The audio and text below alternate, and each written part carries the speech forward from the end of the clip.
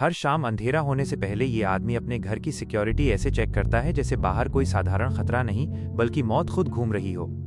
सूरज ढलने से पहले पहले वो अपने घर के दरवाजे पर अल्कोहल छिड़कता है ताकि किसी भी तरह की गंध या इन्फेक्शन अंदर तक ना आ सके। घर लौटते ही उसका पहला काम होता है अपने वफादार कुत्ते को साफ करना, जैसे वो सिर्फ एक पालतू जानवर नहीं बल्कि उसकी आखिरी फैमिली हो। जैसे ही उसे महसूस होता है कि सूरज डूबने वाला है, उसकी बेचैनी बढ़ जाती है। वो तुरंत भारी स्टील की प्लेट्स निकालकर दरवाजों और खिड़कियों पर कसकर लगा देता है। पूरा घर ऐसे बंद हो जाता है जैसे कोई बंकर हो। बाहर से देखने पर लगता है कि घर बिल्कुल खाली है क्योंकि अंदर एक भी लाइट नहीं जलती, लेकिन फिर भी उसे अपने दिल में पूरी तरह सेफ्टी का एहसास नहीं होता। आखिरकार वो अपनी राइफल को सीने से लगाए, अपने कुत्ते को पास बिठाकर कमरे के एक अंधेरे कोने में सिमट जाता है। जब तक वो हथियार हाथ में पकड़े रहता है तभी उसे थोड़ी शांति मिलती है। तबाही का मंजर, असल में उसकी ये सारी सावधानियां बेवजह नहीं हैं। जैसे ही रात का अंधेरा शहर पर छा जाता है, बाहर की दुनिया इंसानों की नहीं रह जाती। सड़कों पर भयानक ज़ॉम्बीज़ के झुंड निकल आते हैं जो हर तरफ आतंक फैलाते हुए भटकते रहते हैं। करीब 5 साल पहले 2012 में एक खतरनाक वायरस ने पूरी दुनिया को तबाह कर दिया था। इस वायरस ने लगभग 90% इंसानों की जान ले ली। बाकी 9% लोग उस वायरस के असर से डरावने ज़ॉम्बीज़ में बदल गए। ये ज़ॉम्बीज़ दिन की धूप से डरते हैं, इसलिए सिर्फ रात में बाहर निकलते हैं। लेकिन उनकी सबसे खतरनाक ताकत है उनकी सूंघने की क्षमता। वो इंसान की गंध को बहुत दूर से पहचान लेते हैं।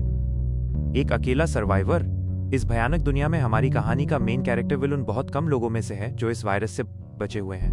दरअसल पूरी दुनिया में 1% से भी कम लोग ऐसे हैं जिनके शरीर में एक स्ट्रॉन्ग एंटीबॉडी है जो उन्हें इस वायरस से बचा सकती है, और विल उन्हीं में से एक है। दिन के समय विल अपनी फोर्ड मस्टैंग कार को तेज रफ्तार में सुनसान न्यूयॉर्क की सड़कों पर दौड़ा रहा होता है। कभी भीड़ से भरा रहने वाला ये शहर अब पूरी तरह वीरान हो चुका है। ऊंची ऊंची इमारतें खामोश खड़ी हैं और सड़कों पर सिर्फ हवा की आवाज सुनाई देती है। शिकार और यादें। इसी सुनसान शहर के बीच विल एक हिरण का पीछा कर रहा होता है। इस नई दुनिया में जहां लगभग सब खत्म हो चुका है, वहां खाना सबसे जरूरी जरूरत बन गया है। शिकार ही अब उसका सहारा है। वो जैसे ही हिरण पर निशाना साधने वाला होता है, अचानक झाड़ियों से एक शेरनी बिजली की तरह झपटती है और हिरण को घेर लेती है। विल का शिकार उसकी आंखों के सामने छिन जाता है। एक पल के लिए वो सोचता है कि शेरनी को गोली मार दे, लेकिन तभी झाड़ियों के पीछे से एक विशाल शेर और उसका छोटा सा शावक भी बाहर आ जाते हैं। यह दृश्य देखकर विल के हाथ ठिठक जाते हैं। उस पल उसे अपने खोए हुए परिवार की याद आ जाती है। वो गोली नहीं चलाता क्योंकि वो समझ चुका है कि इस बर्बाद दुनिया में भी प्रकृति का संतुलन बचा रहना जरूरी है। उम्मीद की एक किरण। शिकार की कोशिश छोड़कर वो वापस अपने घर लौट आता है। बाहर निकलने से पहले वो अपने घर के अंदर बने अंडरग्राउंड मेडिकल रूम में जाता है। वहां वो अपने एक्सपेरिमेंट्स चेक करता है और देखता है कि जिन म्यूटेंट चूहों पर उसने इलाज किया था, क्या उनमें कोई बदलाव आया है या नहीं। लेकिन पहली नजर में उसे कोई खास फर्क दिखाई नहीं देता। असल में विल सिर्फ एक सर्वाइवर नहीं बल्कि एक ब्रिलियंट साइंटिस्ट भी है। उसने इस खतरनाक वायरस के खिलाफ एक वैक्सीन बेस्ड जीन थेरेपी तैयार की है। उसकी उम्मीद है कि एक दिन यही इलाज इस तबाह दुनिया को फिर से इंसानों की दुनिया बना सकता है। जब उसे लगने लगता है कि आज का दिन भी बेकार गया, तभी उसकी नज़र एक चूहे पर पड़ती है। वो गौर करता है कि उस म्यूटेंट चूहे में अब पहले जैसी हिंसक प्रतिक्रिया नहीं है। ये छोटा सा बदलाव उसके लिए बहुत बड़ी उम्मीद बन जाता है। अकेलेपन का संघर्ष। हर दिन की तरह विल सुबह ठीक 8 बजे घर से निकलता है। वो दिन के समय शहर में घूमकर बाकी बचे हुए लोगों या ज़ॉम्बीज़ के ठिकानों की तलाश करता है। उसकी रोज की रूटीन भी अजीब है। वो हर दिन अपनी गाड़ी चलाकर एक पुराने वीडियो स्टोर तक जाता है। वहां जाकर वो सीडी बदलता है, फिर अंदर रखे हुए मैनिक्विन्स यानी पुतलों से ऐसे बात करता है जैसे वे उसके दोस्त हों। वो हर दिन ठीक दोपहर 12 बजे रेडियो पर एक मैसेज ब्रॉडकास्ट करता है, शायद कहीं कोई और सर्वाइवर उसे सुन ले। फिर वो अपनी गाड़ी चलाकर घाट तक जाता है और इंतजार करता है। लेकिन पूरे 3 साल बीत चुके हैं। उसे कभी किसी का जवाब नहीं मिला। एक नया मोड़। अपने अकेलेपन को कम करने के लिए कभी कभी वो शहर के बीच खड़े विशाल एंटरप्राइज एयरक्राफ्ट कैरियर पर चला जाता है। वहां एक पुराने विमान के ऊपर खड़े होकर वो गोल्फ खेलता है। लेकिन उसी दौरान उसका कुत्ता अचानक कुछ अजीब नोटिस करता है। वो बेचैन होकर एक दिशा में घूरने लगता है। विल तुरंत सतर्क हो जाता है। वो अपनी राइफल उठाता है और स्कोप से दूर देखने लगता है। कुछ पल बाद उसे दिखाई देता है वो एक हिरण है।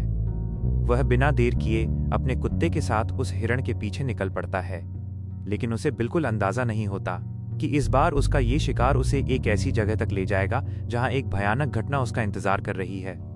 हिरण भागते भागते अचानक एक बंद इलाके में घुस जाता है। चारों तरफ ऊंची दीवारें और टूटी फूटी इमारतें थीं, जहां से निकलना लगभग नामुमकिन था। घबराया हुआ हिरण सीधे एक पुरानी बिल्डिंग के अंदर दौड़ जाता है। शायद कई दिनों से विल के कुत्ते को ताज़ा मांस नहीं मिला था, इसलिए वो भी बिना सोचे समझे उसके पीछे अंदर घुस जाता है। विल तुरंत चिल्लाकर उसे रोकने की कोशिश करता है, लेकिन तब तक बहुत देर हो चुकी होती है। अब विल के सामने एक मुश्किल फैसला था। वो जानता था कि ऐसी अंधेरी इमारतों के अंदर जाना मौत को न्योता देने जैसा है, लेकिन अपने कुत्ते को वो यूं अकेला नहीं छोड़ सकता था। मजबूर होकर वो भी धीरे धीरे बिल्डिंग के अंदर कदम रखता है। अंदर पूरी तरह घना अंधेरा फैला हुआ था। धूल और सन्नाटे के अलावा वहां कुछ भी नजर नहीं आ रहा था। हर कदम के साथ विल का दिल तेजी से धड़क रहा था। इस वक्त उसकी हालत ऐसी थी कि अगर अचानक कोई आईना भी सामने आ जाता तो वो डर से कांप उठता। वो सावधानी से सीढ़ियां चढ़ते हुए अपने कुत्ते को ढूंढ रहा था कि तभी अचानक एक दर्दनाक चीख पूरे अंधेरे में गूंज उठी। विल का दिल जैसे एक पल के लिए रुक गया। उसे डर था कि कहीं उसके कुत्ते के साथ कुछ भयानक न हो गया हो। खुद को संभालते हुए वो धीरे धीरे आगे बढ़ता है। सीढ़ियों पर पड़े ताजे खून के धब्बे उसका रास्ता बता रहे थे। उन धब्बों का पीछा करते हुए जैसे ही वो मोड़ पर पहुंचता है, उसकी नजर एक कटा हुआ सिर पर पड़ती है।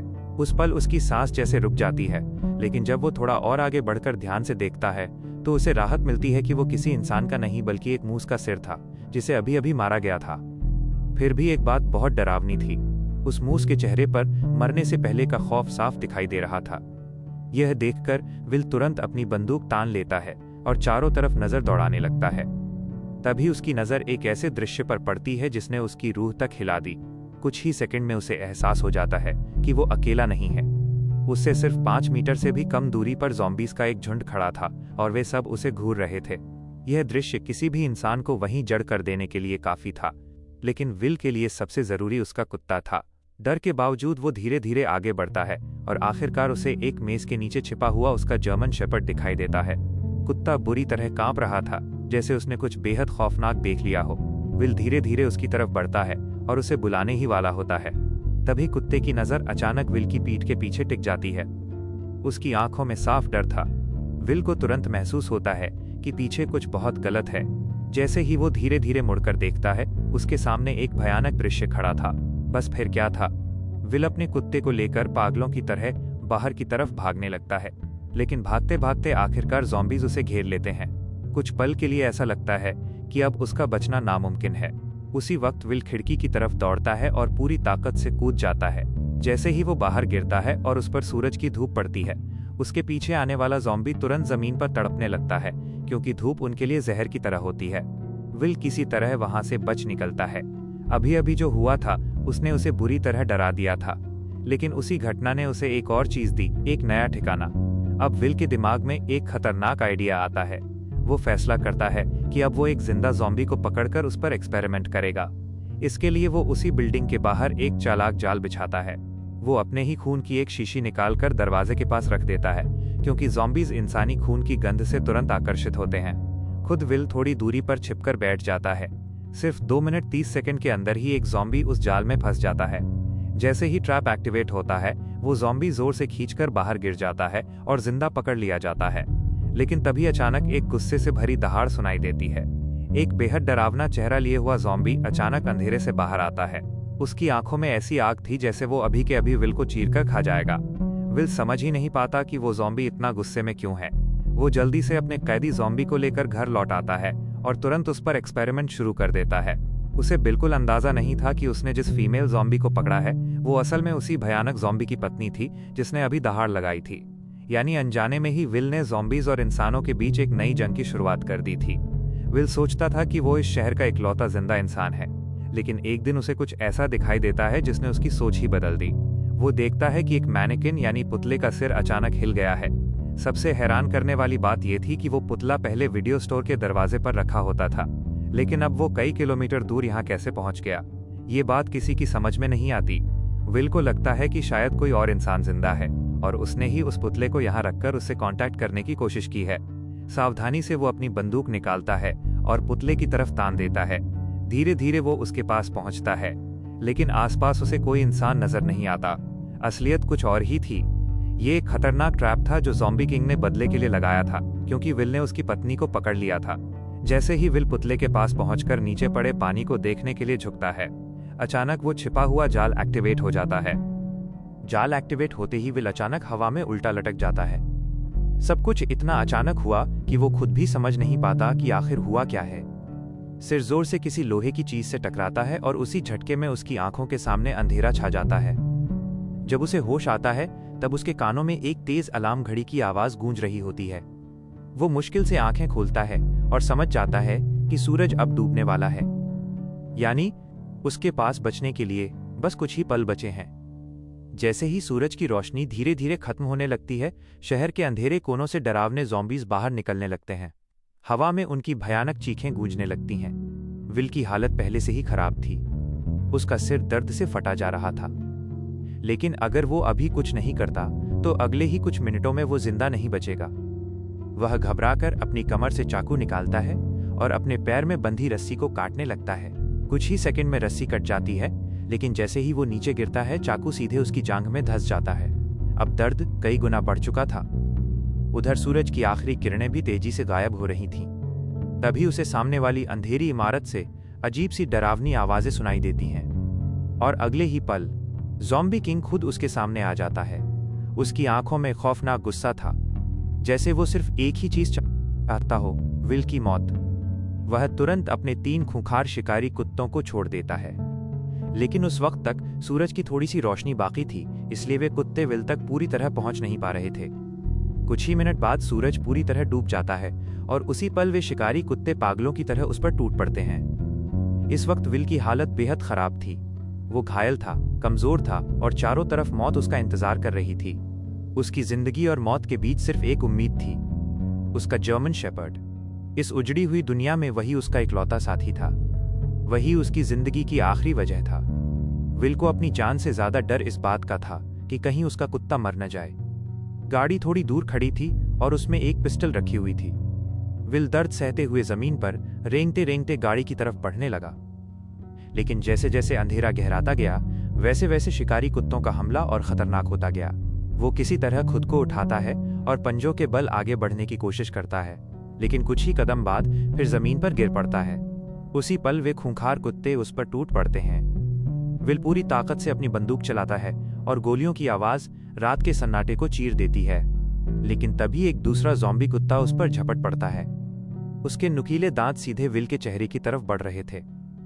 ऐसा लग रहा था कि अगले ही पल उसका गाल चीर दिया जाएगा, लेकिन ठीक उसी वक्त उसका जर्मन शेपर्ड बीच में कूद पड़ता है और अपने मालिक को बचा लेता है।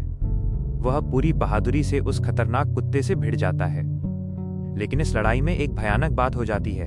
दूसरा ज़ॉम्बी कुत्ता उसे काट लेता है। ये देखकर विल का दिल जैसे बैठ जाता है, क्योंकि वो जानता था इस वायरस के खिलाफ एंटीबॉडी सिर्फ उसके शरीर में है, उसके कुत्ते के पास नहीं। घर पहुंचते ही वो तुरंत अपने कुत्ते को एंटीवायरल इंजेक्शन देता है। वो उसे अपनी गोद में उठाकर बैठ जाता है और उम्मीद करने लगता है कि शायद वो ठीक हो जाए। वो मुस्कुराने की कोशिश करता है, खुद को दिलासा देता है कि सब ठीक हो जाएगा, लेकिन धीरे धीरे उसके कुत्ते के शरीर से बाल झड़ने लगते हैं। जब विल उसकी पलकों को उठाकर देखता है तो उसकी आंखों के कोनों में संक्रमण के भयानक लक्षण दिखाई देते हैं।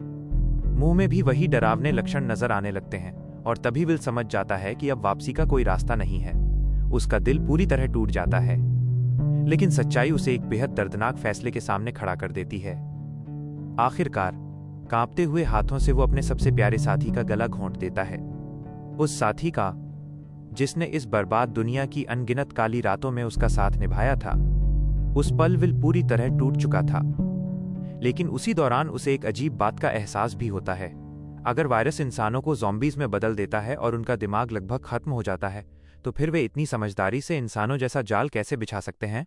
ये सवाल उसके दिमाग में घूमने लगता है। लेकिन तभी जब वो बगल की सीट की तरफ देखता है, उसे एहसास होता है कि सैम अब उसके साथ नहीं है। ये सच्चाई उसके अंदर की आखिरी उम्मीद भी तोड़ देती है। दर्द, गुस्से और अकेलेपन से भरा हुआ विल उसी रात अपनी गाड़ी स्टार्ट करता है और सीधे बंदरगाह की तरफ दौड़ पड़ता है। अब उसके दिमाग में सिर्फ एक ही चीज थी, बदला। वो बिना सोचे समझे सीधे ज़ॉम्बीज़ के झुंड के बीच गाड़ी घुसा देता है और उन पर हमला करने लगता है। शुरू में गाड़ी के अंदर होने की वजह से ज़ॉम्बीज उसका कुछ नहीं बिगाड़ पाते, लेकिन वे लगातार बढ़ते ही जा रहे थे। धीरे धीरे उन्होंने उसकी गाड़ी को चारों तरफ से घेर लिया। कुछ ज़ॉम्बीज कांच पर चढ़कर उसे तोड़ने लगे। फिर कुछ ज़ॉम्बीज पास के लैंप पोस्ट पर चढ़ गए और उसे जोर से धक्का देकर गाड़ी के ऊपर गिरा दिया। अब विल की गाड़ी पूरी तरह फंस चुकी थी। चारों तरफ भयानक ज़ॉम्बीज की भीड़ थी जो उसकी तरफ बढ़ रही थी। ये देखकर विल जल्दी जल्दी गाड़ी से बाहर निकलने की कोशिश करने लगा, लेकिन तभी और भी ज़ॉम्बी वहां पहुंचने लगे। माहौल अचानक और भी खतरनाक हो गया। चारों तरफ से डरावनी चीखें और गुर्राहट सुनाई देने लगी।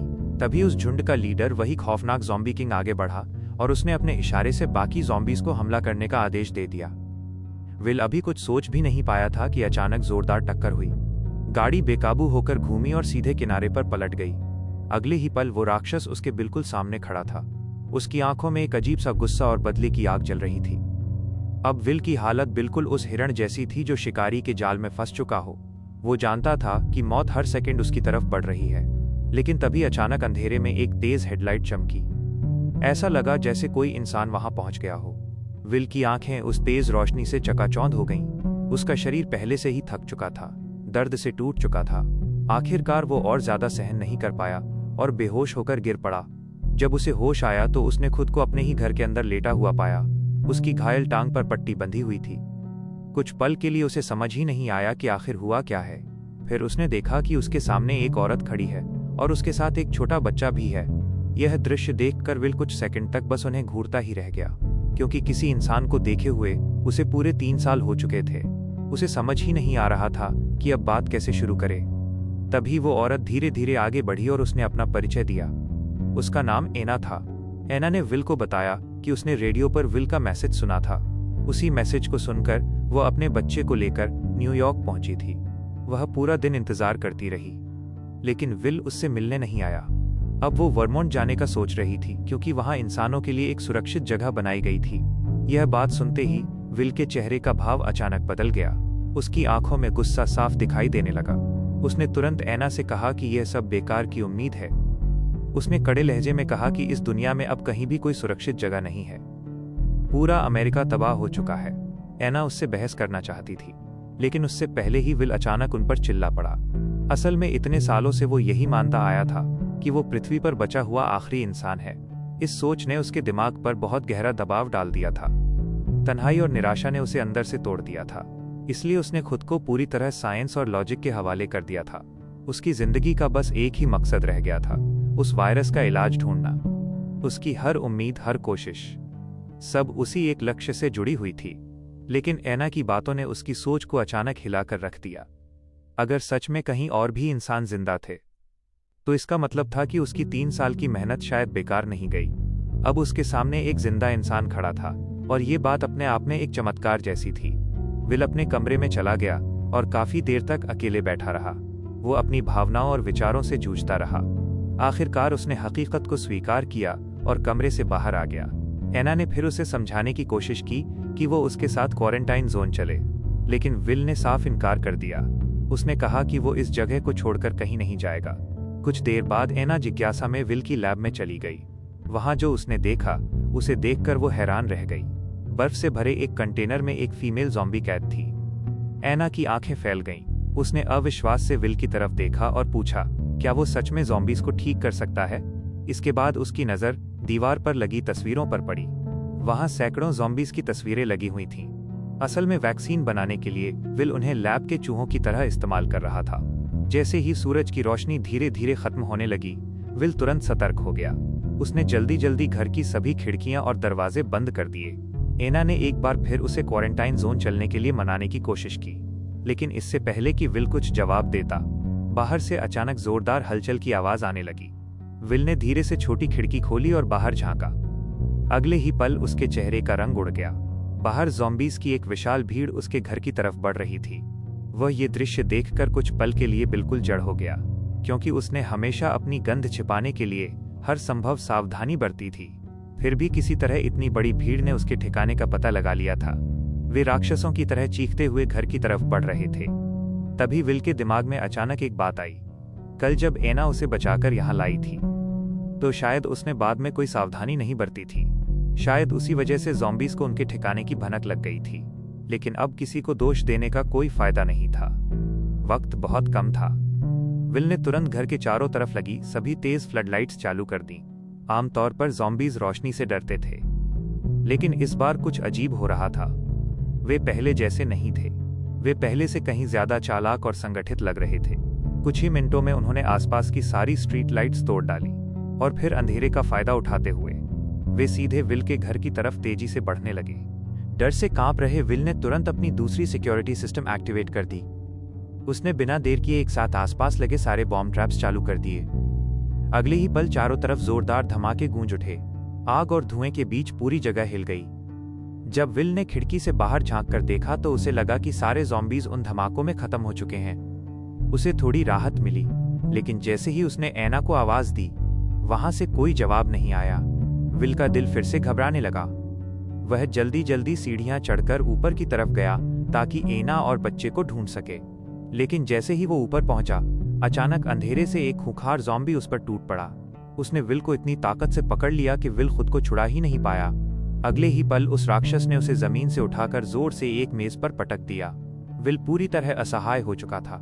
ज़ॉम्बी बेरहमी से उस पर हमला कर रहा था, लेकिन तभी जब उस राक्षस को लगा कि विल अब मर चुका है, उसे क्या पता था कि विल अभी भी जिंदा है और बस सही मौके का इंतजार कर रहा है। अचानक विल ने पास पड़ा एक पेचकस स्क्रू ड्राइवर उठाया और पूरी ताकत से ज़ॉम्बी पर वार कर दिया। लेकिन हैरानी की बात यह थी कि उस वार से उसे कोई खास नुकसान नहीं हुआ।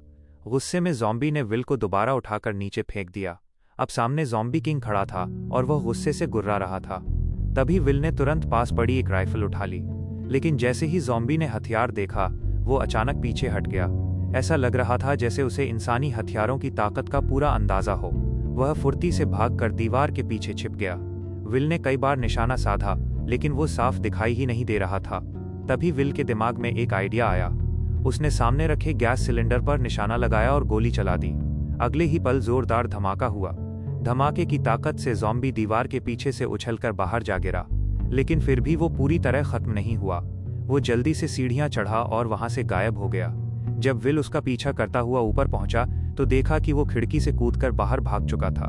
विल तुरंत वापस घर के अंदर आया और ऐना को ढूंढने लगा, लेकिन जैसे ही वो कमरे में पहुंचा, वहां एक और ज़ॉम्बी मौजूद था। ऐना और उसका बच्चा डर के मारे अलमारी के नीचे छिपे हुए थे। विल ने तुरंत उन्हें इशारे से चुप रहने को कहा। वो अपनी पिस्टल निकालकर ज़ॉम्बी को मारने ही वाला था, लेकिन तभी उस राक्षस की नज़र उन दोनों पर पड़ गई।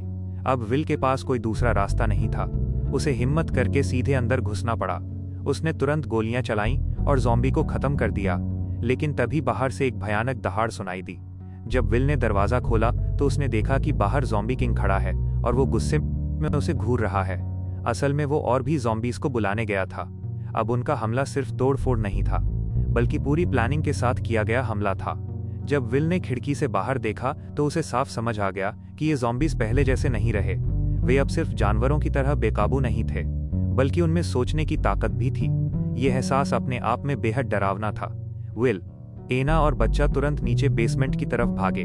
विल ने मेन डोर मजबूती से बंद कर दिया और ऐना बच्चे को लेकर लैब के अंदर छिप गई। लेकिन तभी ऐना ने कुछ ऐसा देखा जो किसी चमत्कार से कम नहीं था। वो तुरंत विल को बुलाने लगी। असल में विल द्वारा बनाई गई वैक्सीन असर दिखाने लगी थी। जो फीमेल ज़ॉम्बी उसने पकड़ी थी, वो धीरे धीरे वापस इंसान में बदल रही थी। लेकिन तभी ऊपर से जोरदार आवाज आई। ज़ॉम्बीज़ किसी तरह घर के अंदर घुस चुके थे। विल ने जल्दी से लैब का कांच का दरवाजा बंद कर दिया।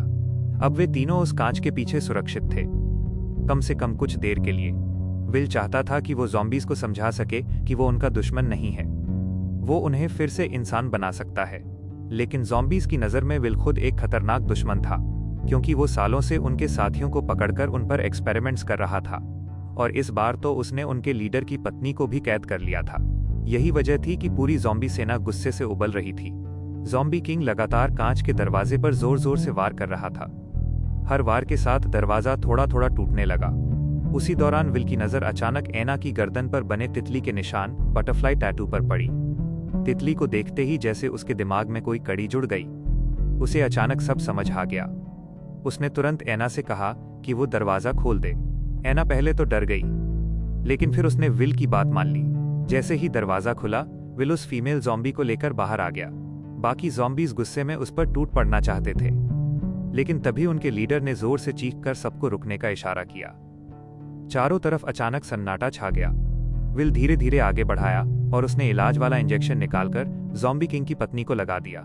कुछ ही पलों में उसका शरीर कांपने लगा और फिर धीरे धीरे उसकी आंखों में इंसानी होश वापस आने लगा। जब उसने सामने खड़े ज़ॉम्बी किंग को देखा तो वो उसे पहचान गई। उसकी आंखों में आंसू भर आए। वो धीरे धीरे उसकी तरफ बढ़ी और दोनों एक दूसरे को देखकर भावुक हो गए। ज़ॉम्बी किंग को उसकी मोहब्बत वापस मिल चुकी थी और पूरी सेना को अपनी रानी। यही वजह थी कि उन्होंने विल को नुकसान नहीं पहुंचाया। ज़ॉम्बी किंग ने शांत नजरों से विल को देखा और फिर अपनी पूरी सेना के साथ वहां से चला गया। अगली सुबह का दृश्य दिखाया जाता है। विल, एना और उसका बेटा एक गाड़ी में बैठे हुए वर्मोंट की तरफ जा रहे होते हैं। अब उनके पास उस खतरनाक वायरस का इलाज मौजूद था और इसी उम्मीद के साथ कि शायद इंसानियत फिर से इस दुनिया में लौट आए। यहीं पर यह कहानी खत्म हो जाती है। अगर आपको ऐसी ही इंटरेस्टिंग मूवी एक्सप्लेनेशंस पसंद हैं तो चैनल मूवी रिसर्चर को जरूर सब्सक्राइब करें। वीडियो पसंद आए तो लाइक करना मत भूलिए और कमेंट में जरूर बताइए कि आपकी फेवरेट मिस्ट्री मूवी कौन सी है।